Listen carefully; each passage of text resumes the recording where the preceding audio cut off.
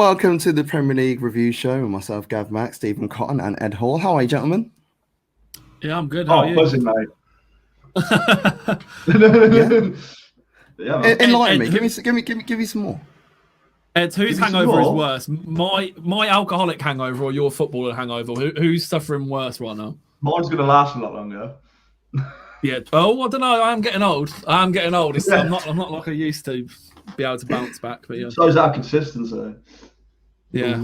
Oh dear. Well, of course, you can subscribe to us on Facebook, YouTube, Twitter, Instagram, and Twitch at Top Football. And you could, did you know you could put Top into Google? Our name comes up first. Yes, it does. And as I continue to, build this fight, just reminder. Not that you have to be reminded in life, but there is no room for racism, not today, not any day. So make sure if you see it, do something about it, report it, put it out there, because there's been so much going on in the world of late, and it just needs to stop. Really does need to stop. What also needs to stop is Liverpool losing at home. It's the most consistent run they've had at home. We haven't started a new run yet. We haven't started a new record. So as far as I'm concerned, we're still flawless. This is a nice record you've got going. It's the first time since 1963 that you've lost three consecutive home games. Of course, I watched the game. Of course, I watched the game, but I might as well go to the Liverpool fan first and talk about this, because Liverpool, man.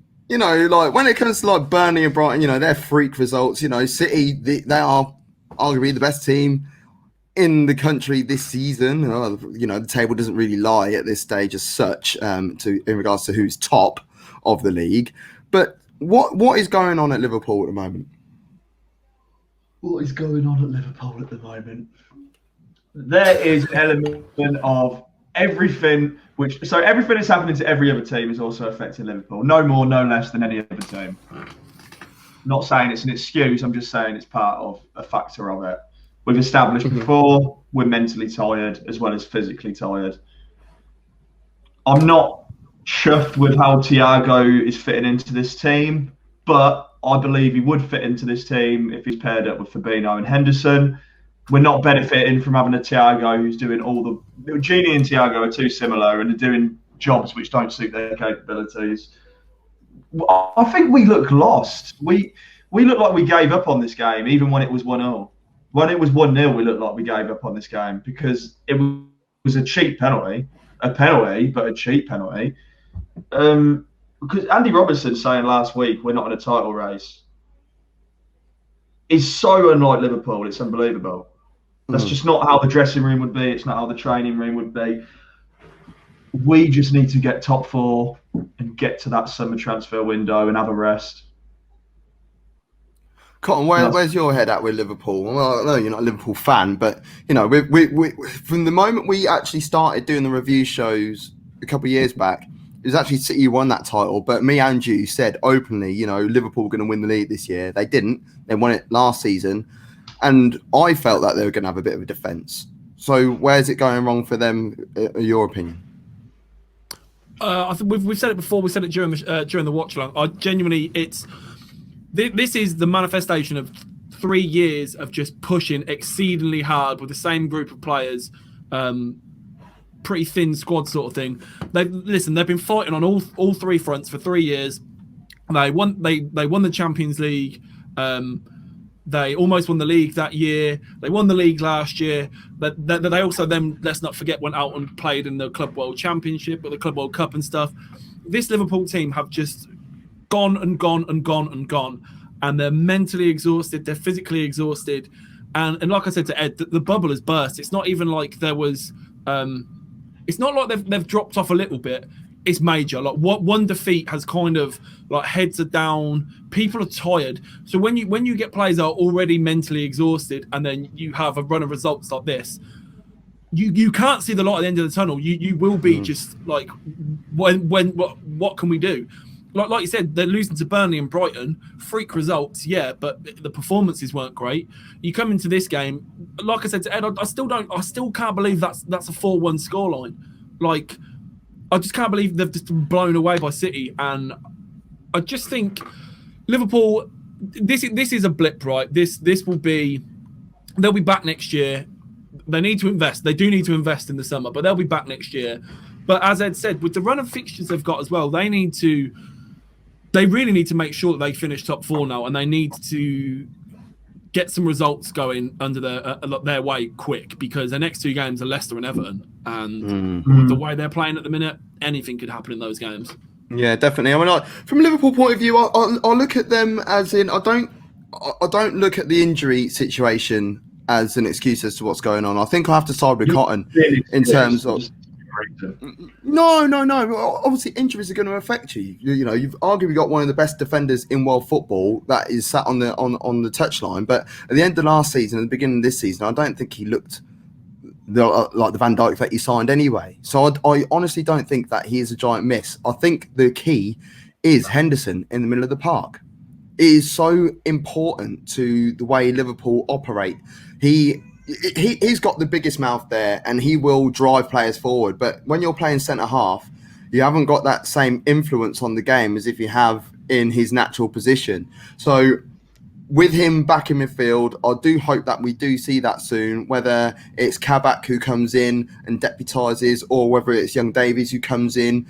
Someone needs to partner alongside Fabinho to get Henderson back in the middle of the park, and then we will see a completely different Liverpool. Because at the moment, like, your front 3 is still your front 3. You still have Trent, and you still have Robertson as well. So, you know, the main protagonists of your forward play are still there, and they are still playing every game. But Henderson not being in the middle of the park is very, very painful. Man City, though, they had a bit of a jittery start to the season. Now that's 10 straight wins on the bounce, 30 points earned from a possible 30 gained. And it was funny because it was only, you know, at the beginning of that little run, they were still knocking around in like 8th or 9th. And it's like, oh, that's why no one was talking about them at the time. But they had quite an easy run of fixtures, and they're really taking advantage of the situation. And now, you know, a number of points clear. What are they? They are currently 5 points clear. With the game in hand. Is it City's to lose now, boys? 100%. City can't lose this. No, yeah, exactly. It's City's to lose, but I can't. Yeah. Like Ed said, I can't see them. I can't see them. City won the title, as far as I'm concerned, and I mean that with the utmost respect for Man United. But I just think Man United are on a transition of becoming that title challenging team, and I think this is the first year we've seen it. I think next year is probably going to be their big year. Liverpool are at the start of a transition, so they're certainly not. We shall see. But I think Manchester City. Let's have a little chat about the game before we move on to the next one, because City could have taken the lead just before half-time with a Gundogan penalty that he blazed over the bar. Why can't City find someone to take a penalty and put it in the back of the net? KDB's missed him, Aguero's missed him, Sterling's missed him, now Gundogan is missing him as well, so it's not looking good for him, but he did make up for it just after half time with a nice little move, and then Ruben Diaz was just getting bummed off by all the commentary team. Seconds later, he then gives away a penalty which Salah dispatches to make one apiece, and then 2 moments of complete madness from Alisson. What? I can't even imagine the backlash if that was Arsenal that did that, or if it was Man United who did that. The amount of crap that we would end up getting. Come on, Gav, you know your goalkeeper can't play with the ball at his feet. Come on. No, he can't. He can play with it in his hands 40 yards out, but that's a different story. I was going to say, he can't say anything. Your goalkeeper comes out and clears the ball from the halfway line. Nice little like table tennis hand. But these are 2 awful decisions. When you've been done by one already, the second time round, just clear your line. And he didn't. You know what? It wasn't even just 2, because obviously we were doing the watch along. When he first misplaced the first pass and had to overstretch, me and Ed were like, "What are you doing? Just get rid of the ball." Then he gave away the first goal with a shady pass. He didn't even look. He didn't even look up. He just pinged the ball over. The second time, absolutely just flabbergasted. Like, you've just conceded a goal by doing this. Why are you risking this again? What are you doing? What's going through your head? I would say for that goal though, the Silva's little chip over to the back post is like unbelievable pass. Yeah, sumptuous. Like, just it's so perfect. It just goes over Alisson's head. Sterling's in there, diving at the back post, ready, and scores the goal. But it's crazy that Alisson is there for that reason. He's there to play the ball with his feet, and it wasn't particularly great, was it? No, but the fourth goal, nothing we could say. That won't do it justice. Alisson could have saved that. I think Alisson's at fault. Alisson should have at least made it change direction. I think he's near post, and it's pure chocolate wrist, man. Like, he gets tips to him, it just doesn't get anything behind it. I think he's hit that nicely. Phil Foden. Oh, no, he has hit it nicely, but it's hit it a straight line. Phil Foden, the guy who won't play 50 games for Man City as well. He will never make it. Well, if Kevin De Bruyne had been fully fit for the last 2 years, would he have? Good shout. Exactly. Might just be playing, 5-10 minutes here, getting the appearances up that way. Exactly. But let's talk about the two teams that have just beaten Liverpool, and they are Burnley and Brighton. Both teams have just gone to Anfield and picked up results there. Goodmanson, he got the equaliser after Lewis Dunk's header. Burnley and Brighton, Brighton play lovely football. We know this. Burnley, I felt, dominated this game, but couldn't get a result. Would you say it's the fair result? This one apiece? Yeah. The way the game panned out, it was pretty. It was one of those games you could see pretty early on that this was kind of how it was going to go. There wasn't going to be much in it between the two teams. Yeah, fair result. You can't always beat Liverpool, can you? Sometimes you have got to draw. I don't remember what it's like beating Liverpool, to be fair, as an Arsenal fan, but that's one thing you got to go for you.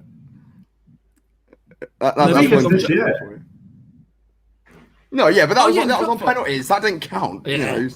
It's a 10 competition anyway. No one gives a shit. It's you to have a system where penalties don't count. Well, after 90 minutes, what was the score? It was one apiece. Do you know what I mean? So, it don't. Who went through to the next round? It was you. Yeah, both go there holding hands, taking on pure back in the day, like when the charity shield was shared. Oh, what's the final score of charity shield? Oh, we shared it. Yeah, standing there. Tony Adams and Roy Keane holding it together, like, yeah, we did it. It's not going to happen. Burnley got in a bit of slack this week, and I don't understand why, if I'm honest. Because, nowadays, you can't have a laugh. And the press conference with Sean Dyche he was talking about doppelgangers, and he went on for about 4 or 5 minutes. And it was such a nice interview, the fact that we saw the human side of him. But, and I think the press have backed him, but Burnley fans have been kicking off. I mean, what do you think about players and managers having a bit of humility in the game? They're humans, man. Yeah. It's not a video game, man. They're human. Like, you want to have fun at your work, don't you? Like, in your workplace, you want to have banter with your colleagues, or you want to have some sort of fun, don't you? Like, people forget, footballers are very privileged. They get to play this game that they love as a job. But it's still their job at the end of the day. It's a job. Like, imagine going to the workplace and every day it was just the same monotonous, boring, everyone's a robot. Like, I like it. We need more characters in the game, especially in management. Because you were saying about other managers, actually, that it gets on with and that have a laugh and stuff, but it's so boring now when you're watching a post-match or in a pre-match, and the same questions are asked and the same, you get the same response all the time. It's a little bit like, like when there's transfer speculation and they're like, oh, what do you think of this player? You know what the answer's going to be? Well, we're not going to let you know. We're just we're looking at a number of targets. He's a great player, and I'm sure his manager's happy with him. But I won't be talking about that today. Yeah, ask something else. Have a laugh. Get on with it. That's all I think. Anyway, game that happened today. Prior to this was Wolves versus Leicester. Now, Cotton, you said that you fell asleep during it. I slept through the whole thing. I am not surprised. I was not inspired by this game. Ed, did you catch much of this? I actually was watching this on and off in the background. because Wolves versus Leicester in the last 3 years, I would have made sure I watched this game. Two Well, the clubs. previous game was 4-3, wasn't it? I mean, yeah, but outside of these have probably been my 7th and 8th best team outside of the big quote unquote big six for me in recent years, anyway. It was a terrible game. No, there's no way you can sugarcoat this. But Wolves are going through transition. Leicester really missed an opportunity today. Wolves still don't look back to their mark. They've got dangers. They've got threats. I mean, hence why they still beat Arsenal, despite Arsenal being better in that first half. They've still got a good Arsenal, but they've got no style to their football. Wolves. Leicester should have done better. Two players that have come back from injury. Jamie Vardy's been out for the last 5 or 6 games with a hernia injury, so he's going to be coming back. But I think the big one was Johnny coming back for Wolves. Massive to them. Plays left wing back, of course. He's been out with an ACL, and to be fair, I thought he looked all right in the first half, but he was hauled off at half time. But I think that might be more precautionary than a tactical situation, because your old player, Ed Hoover, he came on and filled in at left back, but he didn't really have much to do.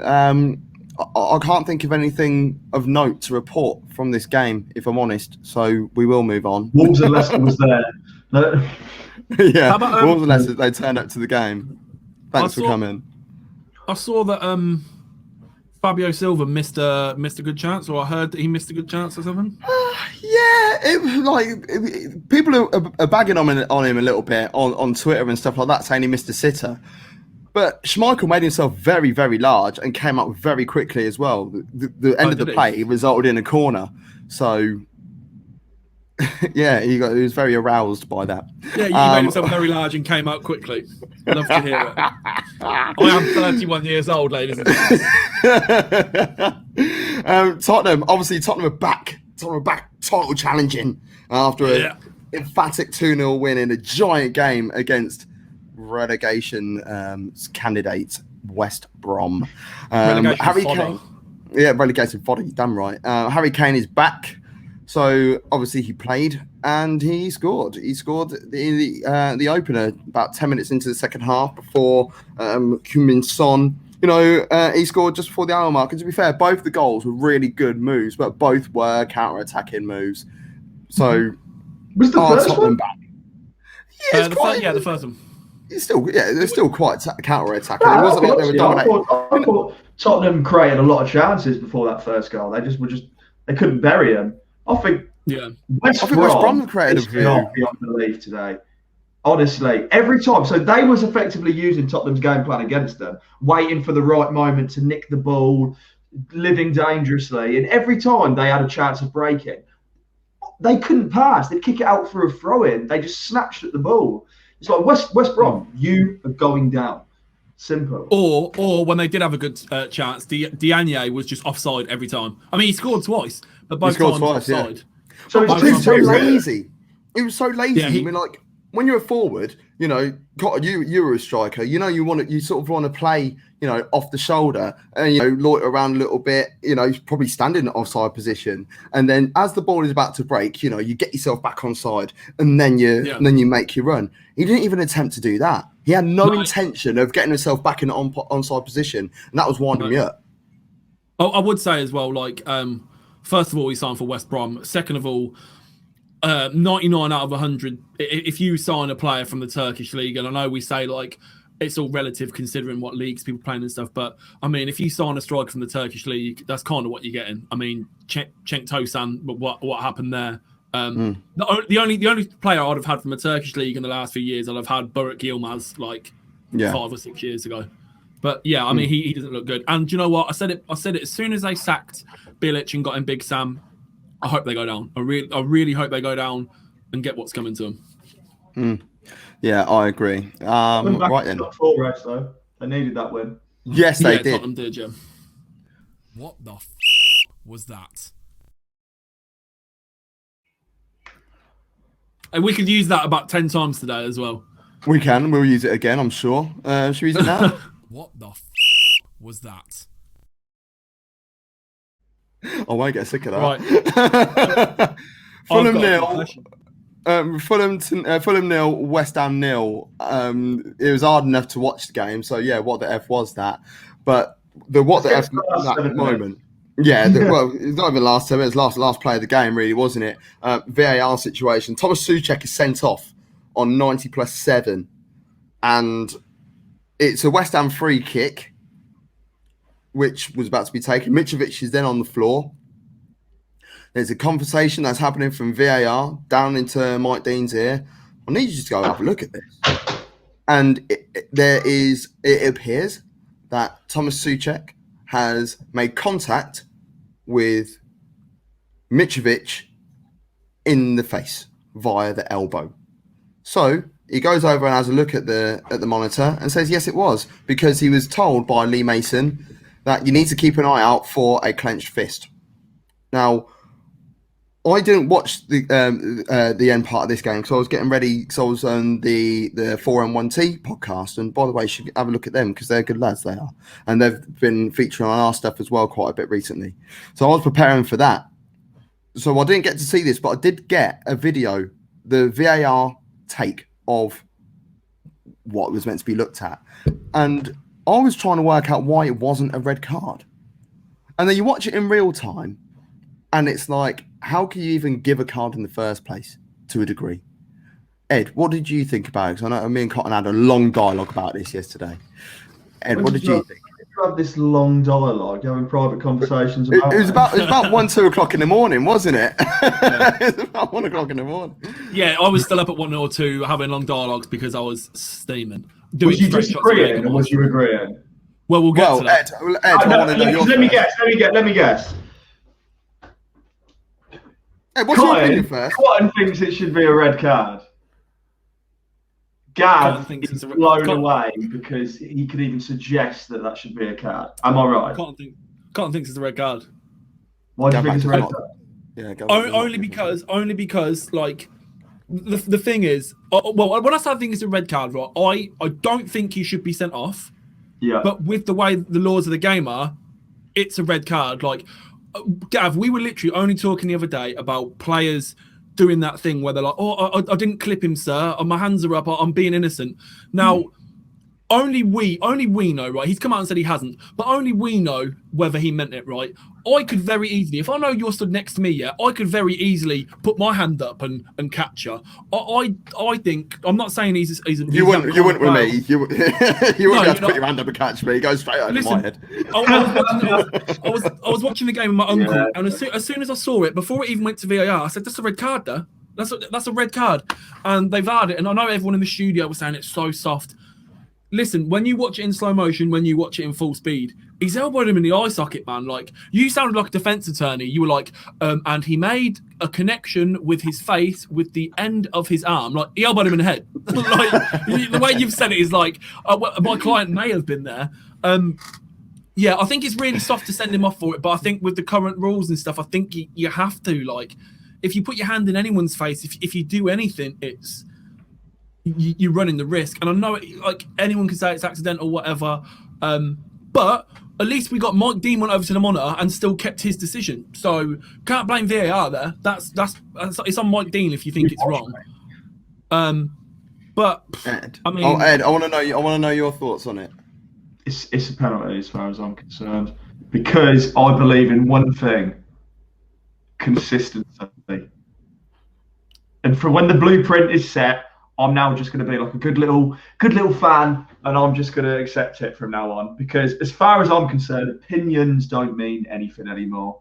That's what it's. Because it doesn't. I'm so fed up of one thing being this, meaning one thing this week and then another thing the next week. We'll just have some consistency. Whatever. That's a penalty. Fine. Football's dead. Red, you mean?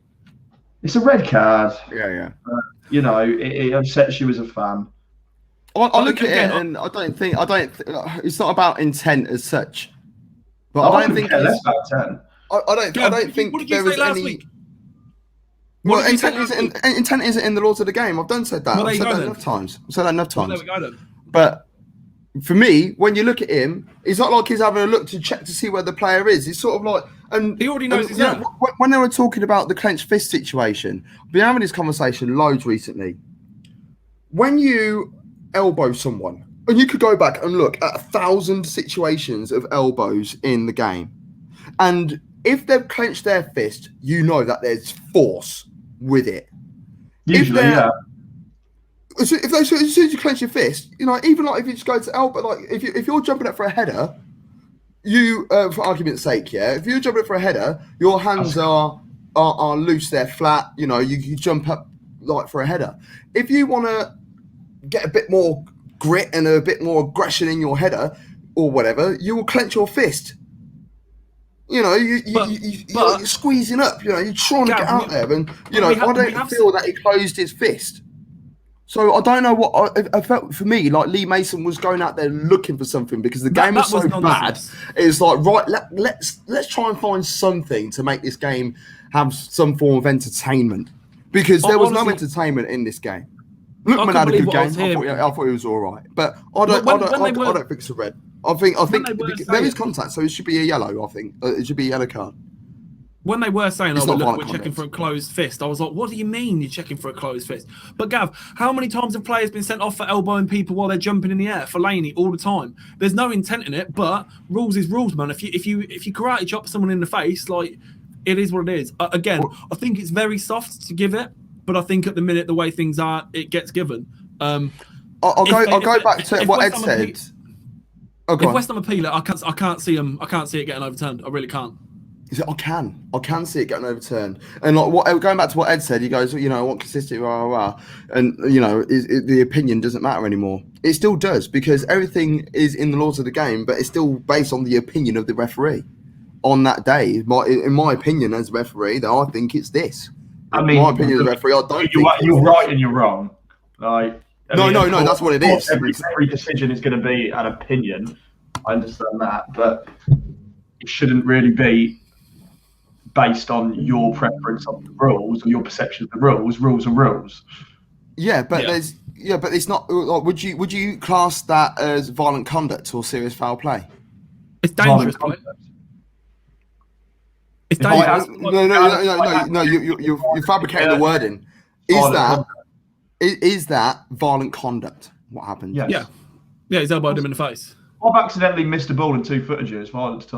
No, that would be serious foul play.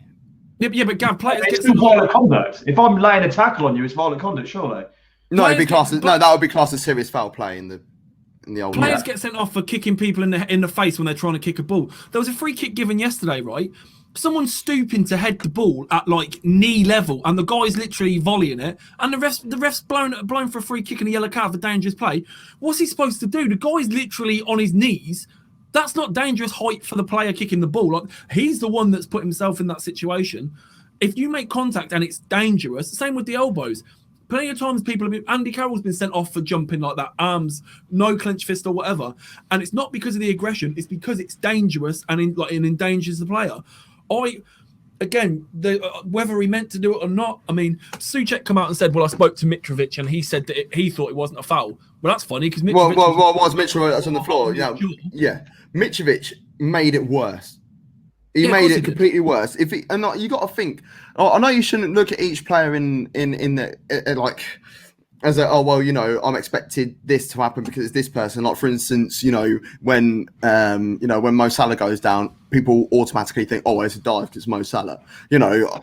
But this is Mitrovic. He's a tank. Serbian war criminal, mate. Like, it would take a lot more for him to that penalty. Yeah. Oh God, yeah, it is. Yeah, is he allowed back? Right. What should we do next? Yeah, of course. Let's do. Get United out of the way. Well, I thought about it, so yeah, why not? What are Everton?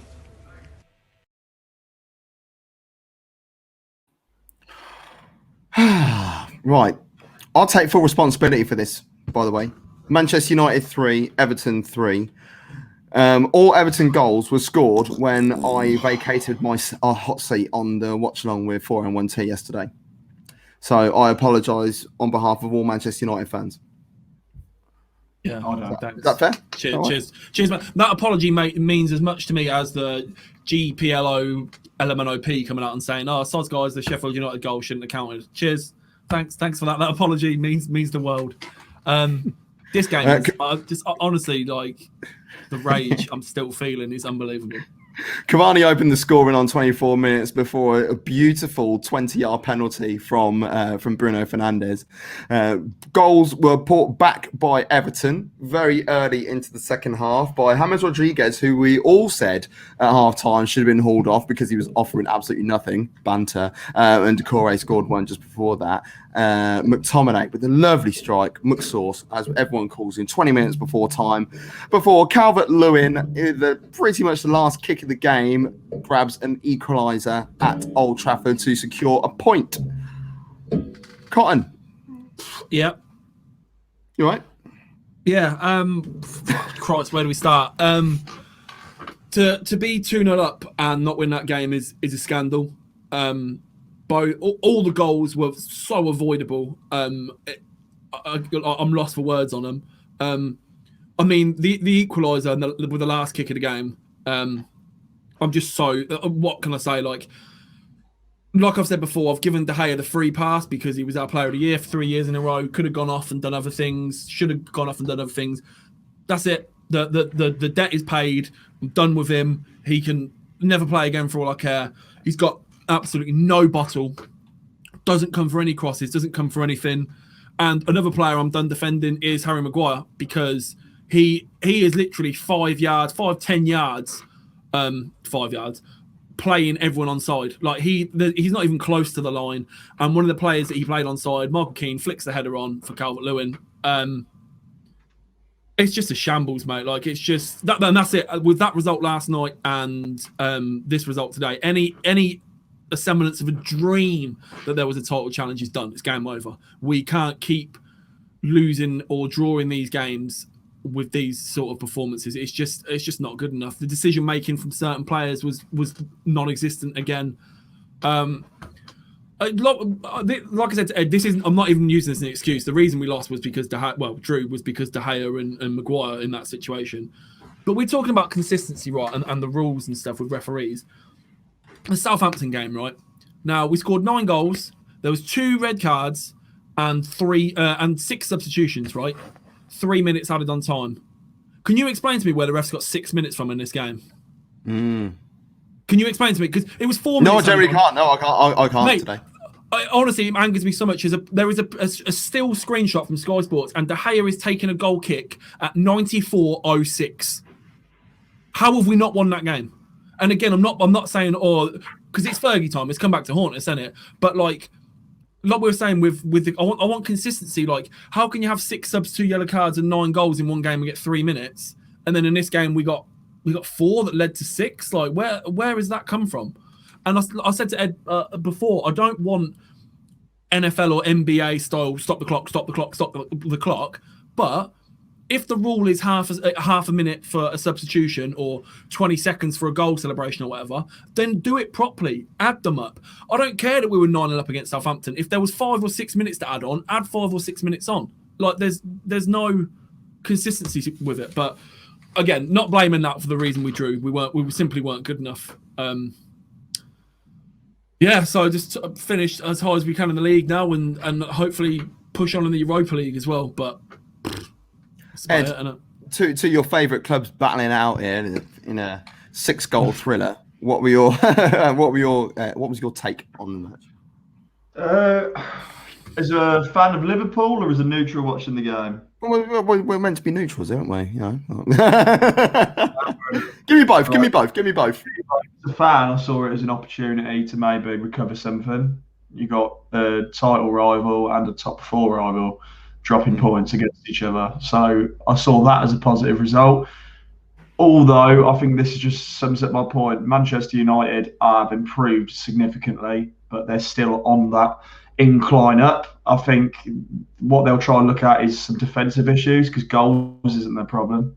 Certainly isn't. It's just retaining them leads or not losing it at clinical moments. Everton, this is probably the best Everton side I've seen in the Premier League era. but Yeah. I still don't see enough from them. I see them with individuals. So will Calvert-Lewin put in a good game and win Everton the game? Will James Rodriguez win Everton the game? I don't necessarily praise Everton's style of football, or it's not a style of play which beats teams. This was probably a fair result in truth. I wouldn't. I don't know. Everton had 3 shots on target, and they were all of our But own. that's Everton. I mean, like, Man United are the better side, no question about that. Man United probably 9 times out of 10 win this game, but Everton did what Everton do. But Everton, I don't think are doing enough to push on higher, whereas Man United are doing just the right thing. There's 3 players that I want to call out. One who didn't feature in the game at all. One who played 45. One who played first half, and the other one who played full 90 minutes. Everton struggle a lot when Alan isn't in the team. It's so evident that when he's not there, and it's all good having Decore there, but I think they need to have 2 decent holding midfielders. Tom Davies, he isn't the guy that I signed on Football Manager in 2017. He's not that guy. So it's very frustrating seeing he's not very good. He can't bring Gylfi Sigurdsson to play in that sort of deeper sitting role. It doesn't suit his game at all. The player who played 45 minutes, and I think this was the key, was Pogba. Pogba coming off it changed the whole shape of how Man United were approaching the game, and I never thought I would. Well, I love Pogba as everyone knows anyway, but I didn't realise how important he was until he wasn't there, if that makes sense. But the player that I do want to call out in a positive way, played 90 minutes, Luke Shaw. He was phenomenal yesterday. He really was up and down. He was the timing of his challenges were impeccable. And I think it was Chris on 4M1T yesterday. He said Man United's best signing is actually Alex Telles. And the reason why is because Alex Telles' signing has bought out a brand new Luke Shaw. And it's got to be a shoo-in that he will go to the Euros now, providing they go. Mate, best left back in the Premier this season. Like, there's not even a question about that. I'd agree. But one player, while we're saying about the calling out players. So as I said, yesterday, Everton scored with all 3 of their shots. So David De Gea has saved just 60.9% of shots on his goal in the league this season. Only Rui Patricio with 59.7 has a lower save percentage of all Premier League keepers with 15 plus appearances. It's done, man. Like, it's Dean Henderson's there. He's waiting. I don't even want to talk about it anymore. Like, this should be Dean starts in the cup on Tuesday because it's a cup game, and I think that should just be it for a while. Ollie will just leave him in. De Gea's made a few high-profile mistakes again. Time on it. We will see. Right, the Arsenal. They lost 1-0 to Aston Villa on the lunchtime game yesterday. Ollie Watkins, after just 2 minutes, a minute and 13 seconds, I think it was, on Matt Ryan's debut, his first touch of the ball was taking the ball out of the back of the net, and I felt for him, man, because that whole move came off the back of poor awareness by both Cedric Suarez and by Gabriel. Cedric Suarez, why are you playing that ball? Well, every time he was in that sort of situation, he was always turning to face his goal again and play a really flat ball to a player. Don't understand his reasoning for it. But then Gabriel, it's almost like he didn't want to be there. He was on his heels.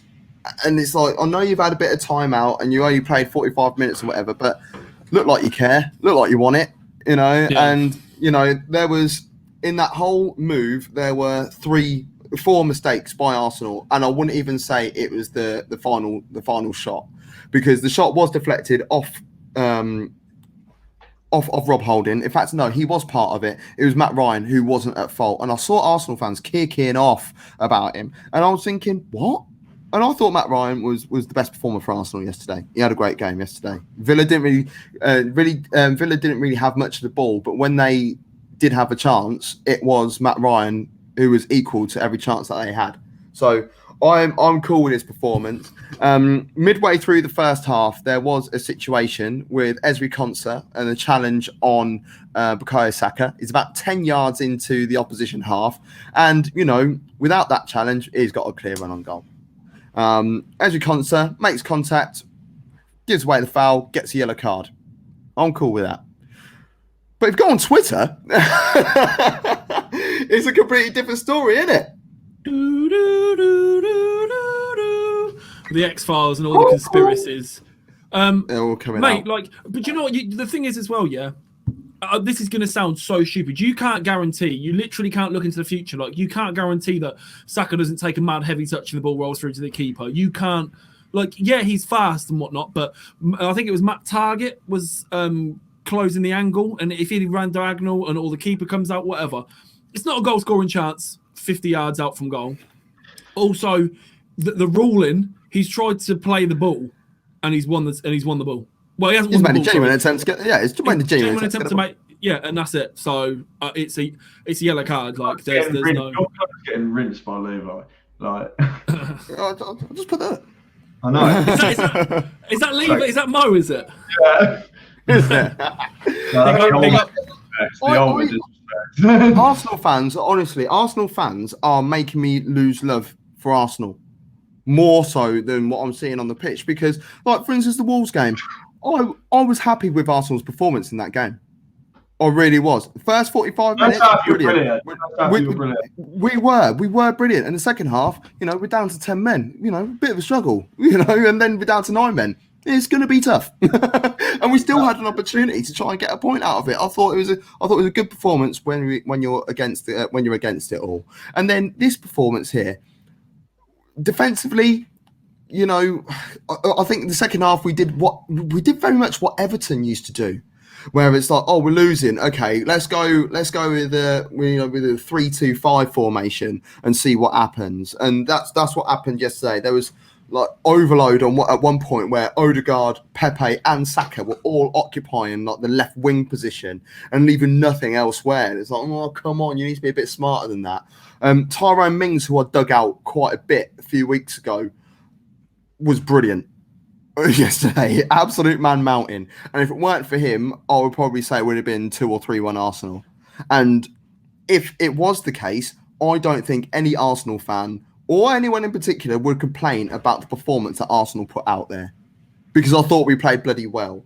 But so when we don't win the game, it's right, who should we dig out? Oh, Pepe was shit. Oh, Aubameyang was this. Well, to be fair, Aubameyang didn't really aid the game, but Pepe, I thought, had a good game again when he was out on the left-hand side. When he came out to the right, he looked a bit lost and we all knew what he was going to do. Odegaard looked like a breath of fresh air when he came on. I'll probably say the player that didn't look all that yesterday was Emil Smith-Rowe. And maybe he's just played a few too many games. But because he's a youngster and because he's one of our own or that sort of stuff, you can't say anything wrong about him. And it's no, come on, let's take our Arsenal goggles off and let's have a look at the game from a general perspective. If you claim to be a football fan, if you're a football fan, look at it from a football point of view. Was Emil Smith-Rowe any good yesterday? No. Is he allowed to have a bad game? Of course he is. Every player's allowed to have a bad game. Praise players when credit, and give players credit when credit's due.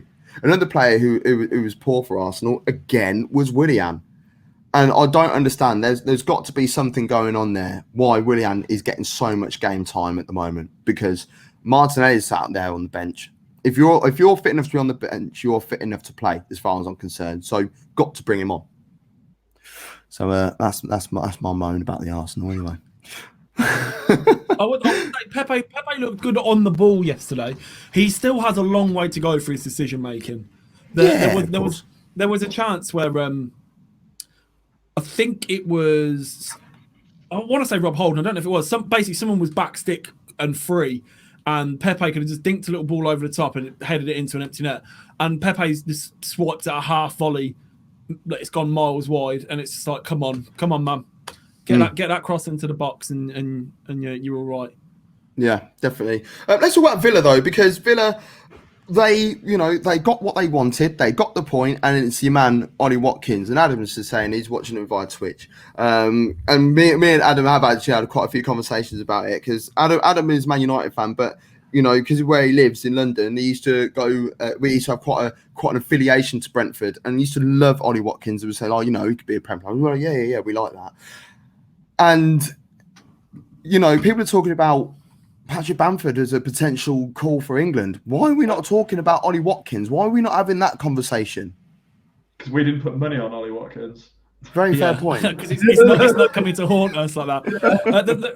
Watkins is the same. I see Watkins the same as I see Mings. Like, they're very good players, but Watkins is still young, so an England call-up is in his future. But right now, we've got Kane firing, we've got Calvert-Lewin having the season of his life, and then you have to squeeze other forwards in, like Rashford, Foden, Sterling, like people that want to play up and around. Yeah, and he say what he's winning. He's 25. Yeah, but he's like, if he doesn't go to the Euros this year, he'll still get an England call-up at some point. There's a chance that he could get another shout, yeah. I just think that a striker isn't something we're lacking at the minute, unfortunately for him. But yeah, I think he's quality. I love him to bits. His movement's great. He's blistering pace. His work rate, because there was the attack that Arsenal had, and because after, I think it was Watkins who actually lost the ball, and he went all the way home into his own box to make sure he won the ball and was able to start things again. And I thought it was brilliant from Ollie Watkins.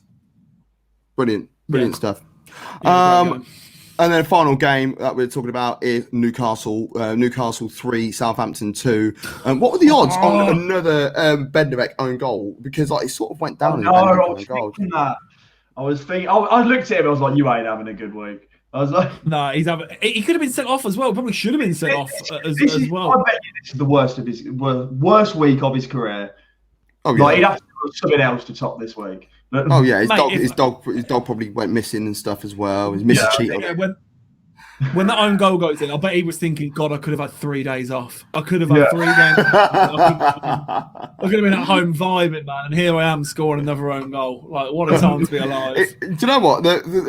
As it stands, it still has gone down as an Almiron goal. Really? Yeah, up to this point, it still goes down to Almiron goal. It should go to the Doobie's goals panel. That has got to be I don't think it was on target. But two loanees scoring on their debuts for clubs. Joe Willock opening the goal scoring for Newcastle on loan from Arsenal. Very good move. Arsenal fans, including myself, wanted him out anyway. Not in a bad way, but we just don't think he's quite there yet. Liverpool fans are a little bit touch and go with Minamino, though, aren't they? Some are saying, give him some time. Some are saying, Minamino's a great player. He's got ability, certainly. He was the second. He doesn't say much, but he was the second best player at Salzburg behind Haaland. He was, and that was a good side. I think he scored something like 54. I think he's got like 54 goals and assists. So exactly how that's split up, I don't know. He's still a relatively young lad. I think Southampton's fantastic. I'm actually glad he's gone to Southampton because there's a player there, but he's certainly not ready to break into the Liverpool team. Well, I just thought the goal was goal as well. Special. Yeah, really good. He'll be good with Danny Ings, who's out of form. Yeah, definitely. So Almiron, credited with one of the goals, and then to make it 3-1. That was pretty poor when we talk about goalkeepers. Once again, playing out from the back, you don't need to do that. I think Darlow, he was trying. I don't know what he was trying to do, and then he just ended up putting players into unnecessary situations, which allowed Almiron a half decent opportunity just to be like, right, okay, I'm having this, and he took it really well. Ward-Prowse with his free kick though, what a special free kick! Unbelievable. Who would you say is the best dead ball, best in dead ball situation in the Premier League at the moment? The Premier League or in England? Premier League, 100%. Oh, it's Premier League then him. If it's England, mate. Yeah. Fair. Right. Let's have a cheeky look at the table. Obviously, there's a game going on at the moment, so I won't be able to see what's going on there right now. Well, it's just about to kick off. It's just about to kick off. Lovely stuff. Arsenal are top again. It's nice. I've actually done that wrong, but it's actually worked out all right because. What? 10th, it's better to just go to 11. I was in a rush. So Sheffield United, obviously, they're having a great time, and they've got Chelsea, So that's going to be fun. Soon. I hope they get playing to it. Should be fun. West Brom, obviously, they're having a good time as well. Fulham, they picked up a point, but they're also having a good time. There's an 8-point gap between Fulham and Burnley. So Burnley, they should be starting to look at what's going on ahead of them rather than what the concern is behind them at the moment. Stephen Cotton is relieving himself live on air as we speak. Ollie Burke should have scored. Sorry, he put it into the side net and should have been a goal there. 40 seconds in. Olivier Burke. Naughty man. Burke, that's the guy. Yeah, you got to make it sound more continental. That makes him a better player, apparently. Olivier Burke, yeah, exactly. All right, lads, come on. It's just exciting. Brighton and Newcastle on 15th and 16th, both on 25 points. Wolves, after their point against Leicester, keeps them in 14th place. Palace are due to play. And then we have a look at the top half of the table, of course. There's Arsenal again. Nice to see you. Aston Villa, after their victory over Arsenal, they've got 2 games in hand over them, and there's a 4-point gap. So there could be a giant gap between, the teams from 9th and above, you could say. Chelsea, they're in action at the moment. They're on level on points at the moment with Tottenham, both on 36 points. Everton, after their point at Old Trafford yesterday, they are in 6th place on 37 points. West Ham are on 39. They've played 23 games, but then the top 4 looks like this. Liverpool in 4th place after their defeat against Man City earlier on today. Leicester could have extended that gap, but they were succumbed to a point at Molineux earlier on today. That leaves them in 3rd place on 43 points. Manchester United on 45 points, having played a game more than title challenging, or you could say champions-elect Manchester City, who are top of the league on 50 points, 5 points clear of Manchester United as it stands with a game in hand. Wow. City's title, really. Wow. There was a great comment here. There was a great comment here from Joe. It was most open league ever, and the title and relegation wrapped up first week of February. Pretty much. Pretty much. Most exciting league in the world. You get that every year, though. I know. I even heard them get dished out when City and Liverpool were too many points ahead. I was like, "Ow! How can you still say that?" I'm like, "It's what it is." We need to have a look at, I don't know, some Albanian football or something, where all the teams with Belarusian football, yeah, with 20, we're 4 games to go. The team at the top could still get relegated and shit like that. Yeah. Right. So later on tonight is the Super Bowl. My boys, the Kansas City Chiefs, are playing against the Tampa Bay Buccaneers. We're doing a live watch along that you'll be able to see that. Are you putting it on 2 o'clock then? Yeah, some of it's going to be on 2 at top, and the rest is going to be on Dugout. So be able to see it on multiple platforms, and we're doing that. Stream on here as well. I am. Yeah, good. Just said that. So it's going to be on here. And some of it. Yeah, some of it in terms of the level of distribution.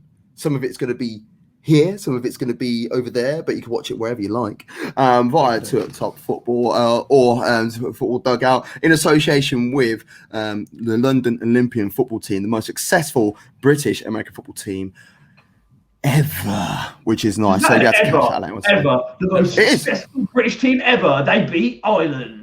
They've gone to Europe and won titles and stuff. They went on a 7-year unbeaten run, and one season they only conceded 6 points in the whole season, which is okay. How many have they played against an NFL team? Have they played them for jest? Ed, you sound like even the NFL, right? It's America, and the winner is the American football world champion. Yeah, I know. World champion of America. The basketball, they do it all the time, and it's like, here come the world champions. I'm very self-declared. There's actual reason behind. There's actual reason behind that, and it's because it's called the National Basketball Association. Yet they're world champions. It's like, make your mind up. They used to be sponsored by a newspaper called The World, so therefore it was the World Championships.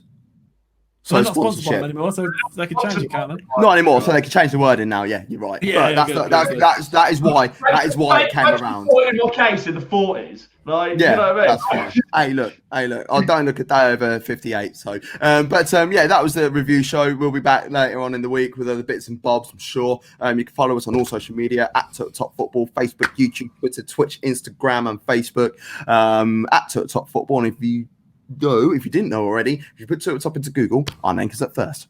Many thanks from myself, Gav Mack, Stephen Cotton, Ed Hall. Go away. De Gea out.